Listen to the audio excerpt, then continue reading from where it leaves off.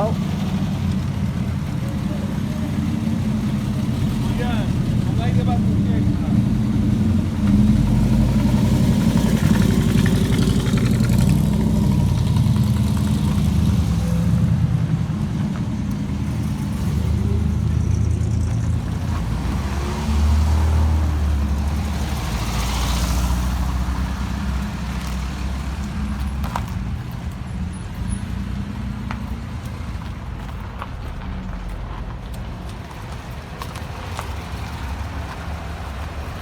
Que lo pasen bien.